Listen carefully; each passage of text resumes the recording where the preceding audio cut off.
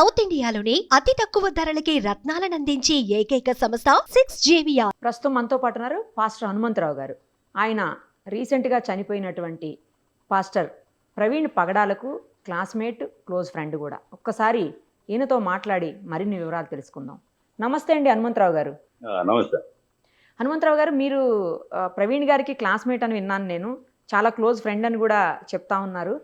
ఒక్కసారి ఎట్లా మీ ఇద్దరు ఫ్రెండ్స్, ఎక్కడ మీ పరిచయం చెప్పి అసలు ఏం జరిగింది అనుకుంటున్నారు ఈ కేసులో పూర్తిగా వివరించండి. నేను ప్రవీణ్ బ్రదరు 2000 నుంచి 2002 వరకు సికింద్రాబాద్ లోని సీతాఫలం మండలో ఒక రూమ్ లో ఉండేవాడు. ఓకే. అప్పట్లో ప్రవీణ్ డిగ్రీ చదువుకునేవాడు. ఆ తర్వాత ఇద్దరము, నేను ఒక చిన్న కంపెనీలో జాబ్ చేస్తూ ఉండేవాడు. ఓకే. అలాగా ఒక రూమ్ లో ఉండటానికి అవకాశం దొరికింది మా ఇద్దరికి. తర్వాత ఆయన అప్పట్లోనే ఆయన చర్చికి రావటము, నేను చర్చికి వెళ్తాము, అట్లాగా పరిచయం ఏర్పడింది.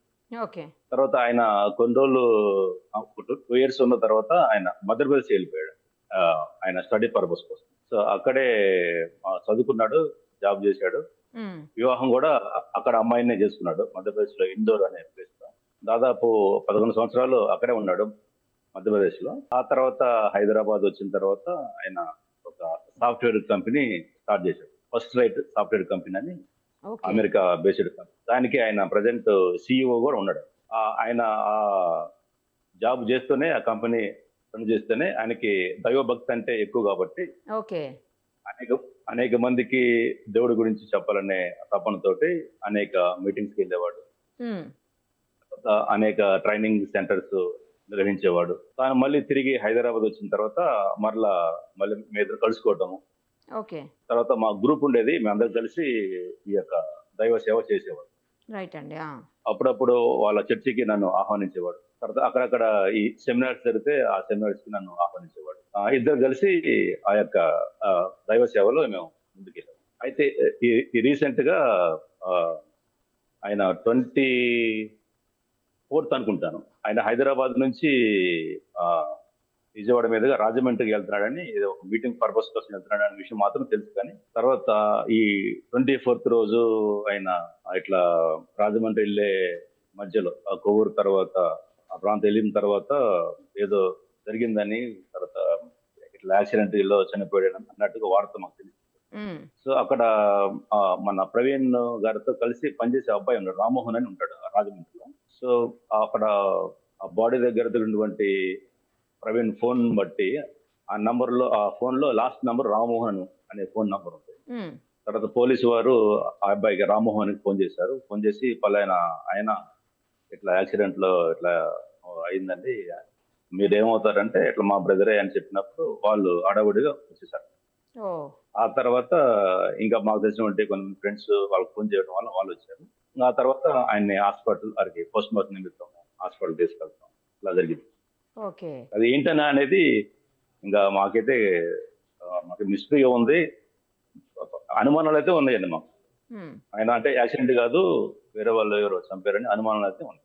అంటే ఎందుకుంది మీకు అనుమానం? ఎవరన్నా శత్రువులు ఉన్నారా? ఎందుకు అలాంటి డౌట్ మీకు వచ్చింది అసలు? అంటే ప్రవీణ్ గారి యొక్క ఆయన బోధలో ఆయన ఎట్లా ఉంటాయంటే, కేవలము అంటే క్రైస్తవులు అభివృద్ధి పరంగా నడిపించడం మాత్రమే కాకుండా ఆయన ఇతర మత వాళ్ళతో కూడా ఫ్రెండ్లీగా ఆయన తెలిసిన కోణంలో వాళ్ళ విషయాలు కూడా ప్రస్తావిస్తూ ఉంటాడు. బహుశా అంటే ఆయన మాటలంటే మృదుగా ఉంటాయి, అట్లా కోపపడే విధంగా, బాధ కలిగించే విధంగా ఉండవు. అయినా ఆయన మాటలని వీళ్ళు బహుశా తప్పుగా అర్థం చేసుకొని, వేరేగా అర్థం చేసుకొని బహుశా అలాగే చేపించి ఉంటారేమో అని మాకు అనుమానం. అంటే మీరు రెగ్యులర్ గా ఆయనతో ఫ్రెండ్షిప్ ఉంది కదా, మీకు రెగ్యులర్ గా వాళ్ళతో మాట్లాడేటప్పుడు వీళ్ళ వల్ల ఏమైనా థ్రెట్ ఉంది, లేకపోతే వాళ్ళ వల్ల ఏమైనా థ్రెట్ ఉంది, అలాంటిది ఏమన్నా ఎప్పుడన్నా అనిపించిందా మీకు? అనిపించింది. మేము కూడా మేము చెప్తుంటాము, అట్లా ఉండదు ప్రవీణ్, ఇట్లా ఉండు, కొంచెం జాగ్రత్తగా ఉండు అని కూడా మేము చెప్తుంటాం అండి. సరేనా అని మంచిగానే అందరితో అండి, అన్ని మతాల వాళ్ళతోటి అందరితో కలిసిమెలిసి ఉంటాడు, మంచిగా ఉంటాడండి. మరి అయినా ఇలా ఎందుకు జరిగింది అనుకుంటున్నారు? మీరు అంటున్నారు కదా అందరితో బాగానే ఉంటారని. బాగానే ఉన్నప్పుడు మరి ఇంకా సమస్య ఏముంది నాకు అర్థం కావట్లేదు. అంటే ఇప్పుడు మనం మంచిగా ఉన్నా కానీ అందరం మనతో మంచిగా ఉండాలని అట్లేం లేదు కదా. ఓకే. కొంతమంది ఆయన భావాలు, ఆయన మాటలు, ఆయన బోధలు నచ్చని వాళ్ళు, ఉమ్, అంటే వేరే వేరే వేరే భావజాలం ఉన్న వాళ్ళు, ఉమ్, వాళ్ళు నచ్చిన వాళ్ళు ఉండొచ్చు కదా. సో అటువంటి నచ్చని వాళ్ళు బహుశా వాళ్ళు ఏమైనా ఆ, ఆ, ఎక్కువ ఆలోచన చేసి ఇతని వల్ల మనకి ఏమైనా ప్రమాదం ఉంటుందేమో ముందు ముందు అని బహుశా అట్లా ఆలోచన చేసి ఏమైనా చేపించి ఉంటారేమో అని ఒక డౌట్. అంటే ఈ మత బోధలు లేకపోతే ఆయన చేసే ఏ బోధలైనా సరే అవన్నీ ఈయనొక్కళ్ళే కాదు కదా, చాలా మంది చేస్తూనే ఉంటారు కదండి. రెగ్యులర్ గా చాలా మంది చేస్తూనే ఉంటారు, బట్ ఈయనకొక్కరికే ఎందుకు అలా జరిగింది అనేది కదా ఇప్పుడు అనేది. ఇతరులు ఏంటంటే ఓన్లీ పెద్దగా ఎక్కువ మాట్లాడరు మీడియాలోకి వచ్చి. కాకపోతే ఈ ప్రవీణ్ భద్రు ఎక్కువ మీడియాలో ఉండటం వల్ల ఎక్కువ మందికి తెలిసాడు. ఆయన ఆయన మాటలు కూడా అనేక మందికి తెలిసాయి. అంటే అందరూ టీవీలో వచ్చి మాట్లాడరు కదండి. ఆ, ఈ ప్రవీణ్ బ్రదర్ అయితే ఎక్కువ మీడియాలో మీడియా ద్వారా అందరికి దైవ సందేశాలు అందిస్తుంటాడు. సో అప్పుడప్పుడు కూడా కొన్ని ఇతర మతాల విషయాలు కూడా ఫ్రెండ్లీగానే మంచిగానే వాళ్ళు కూడా సత్యం తెలుసుకునే ఉద్దేశంతో ఆయన కూడా ఆ విషయాలు కూడా ప్రస్తావించినప్పుడు ఉమ్. కొంతమంది నచ్చిన వాళ్ళు గిట్టిన వాళ్ళు ఆ అలా ఆలోచించి ఏమైనా చేశారా అని డౌట్. మీతో లాస్ట్ ఎప్పుడు మాట్లాడారండి ఆయన?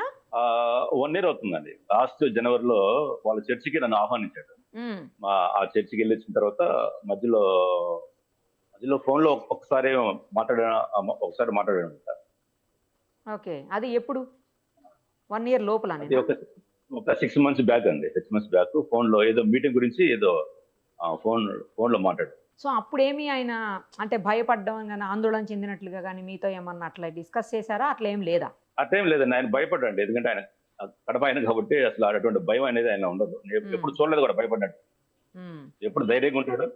మమ్మల్ని కూడా అన్న మీరు కూడా అందరూ కూడా ధైర్యంగా ఉండాలి, మనం ధైర్యంగా మనం ముందుకెళ్ళాలి అని మమ్మల్ని కూడా ఆయన బలపరుస్తాడు. మరి ఇప్పుడు ఆయన అక్కడి నుంచి అంటే విజయవాడ నుంచి అట్లా బయలుదేరి వెళ్ళారని మీరు చెప్తున్నారు. ఏలూరు నుంచి రాజమండ్రి అట్లా వెళ్ళారని చెప్పి. అలా వెళ్ళేటప్పుడు ఆయన 2-wheeler మీద జర్నీ చేస్తుంటారా? కారులో వెళ్ళరా ఎప్పుడు కూడా? సాధారణంగా ఆయన ఎక్కువ ఫ్లైట్ లో ఎక్కువ వెళ్తుంటాడు. ఉమ్, కాబట్టి అంటే కార్లు కూడా ఉన్నాయి, అవసరమైతే కార్లు కూడా వెళ్తుంటారు. ప్రాబ్లం ఏంటంటే అక్కడ రాజమండ్రిలో వాళ్ళ చిన్న ట్రైనింగ్ సెంటర్ ఉందండి.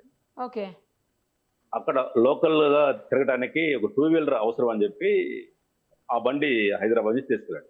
ఆయనకి చిన్న బండి చిన్న ప్రాబ్లం అయినా, ఏ వెహికల్ ఏమైనా ప్రాబ్లం అయినా ఆయన ఫ్లైట్ లో వెళ్ళిపోతాడు. ఓహో, ఆ రాజమండ్రి లోకల్లో తిరగడం కోసం ఒక వెహికల్ అవసరమని హైదరాబాద్ నుంచి ఆ బండి తీసుకెళ్ళాడు. Okay, okay. అంటే ఆయన రెగ్యులర్ గా 2-wheeler మీద తిరుగుతూనే ఉంటారు అయితే. అంటే తక్కువ, అంటే లోకల్ గా అయితే 2-wheeler మీద తిరుగుతుంటారు. మీరు ఇన్సిడెంట్ అయిన తర్వాత వెళ్ళారా అండి? వెళ్ళానండి. అంటే అక్కడికి వెళ్ళలేదు, ఇక్కడికి వెళ్ళాను. వాళ్ళ మన చర్చిలో బాడీ పెట్టారు కదండి హైదరాబాద్ లో. అక్కడికి వెళ్ళాం. హైదరాబాద్ లో బాబ్రీ చర్చిలో అక్కడికి వెళ్ళి వెళ్ళారా? ఆ రోజంతా అక్కడే ఉన్నాడు. అక్కడికి వెళ్దాము, బరియలు అయిపోయిన తర్వాత అక్కడే ఉన్నాం. ఓకే, ఓకే, ఆ కార్యక్రమం అంతా ముగించుకొని వచ్చాం. Okay, okay. అది సీసీటీవీ ఫుటేజ్ గురించి కూడా అందరూ మాట్లాడుతూ ఉన్నారండి. మీకు ఏమైనా దాని గురించి ఇన్ఫర్మేషన్ ఉందా? సీసీటీవీ ఫుటేజ్లో ఏదో ఒక 10 నిమిషాల పాటు మిస్ అయింది లేదు అని ఏదో బయట న్యూస్ వస్తూ ఉంది. మరి అది ఎంతవరకు కరెక్టో తెలియదు. కానీ మీకేమన్నా వాళ్ళ కుటుంబ సభ్యులు కానీ వాళ్ళు ఎవరన్నా చెప్పటం కానీ, బంధువులు కానీ దాని గురించి ఏమన్నా తెలుసా?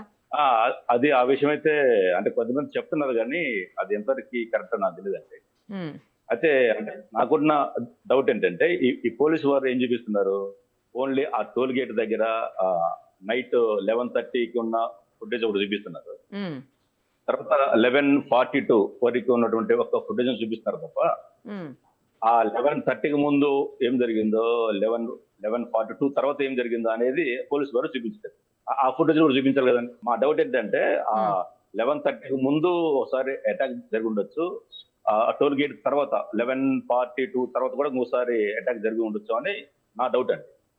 ఓకే. కానీ ఆ ఫుటేజ్ మాత్రం చూపించట్లేదు. పోస్ట్ మార్టం రిపోర్ట్ వచ్చిందా అండి? ఇంకా రాలేదా? ఈ రోజు వస్తుందని చెప్పారండి ఎస్పీ గారు. కానీ అది ఎట్లా వస్తుంది అనేది మాకు డౌట్ఫుల్గా ఉందండి. అంటే మరి నిజంగా వాస్తవంగా పోస్ట్ మార్టం చేసి రిపోర్ట్ ఇస్తారా, లేకపోతే ఏమన్నా యాక్సిడెంట్ గా క్రియేట్ చేసి ఏమన్నా కేసు ఇస్తారా అనేది ఒక డౌట్ అయితే మాకు.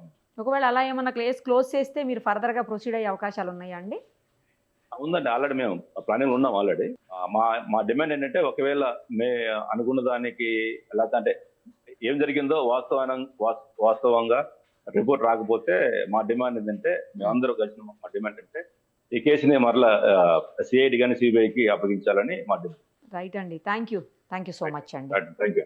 సుమన్ టీవీలో మీ పర్సనల్ అండ్ బిజినెస్ ప్రమోషన్స్ కోసం కింది నెంబర్కి కాంటాక్ట్ చేయండి.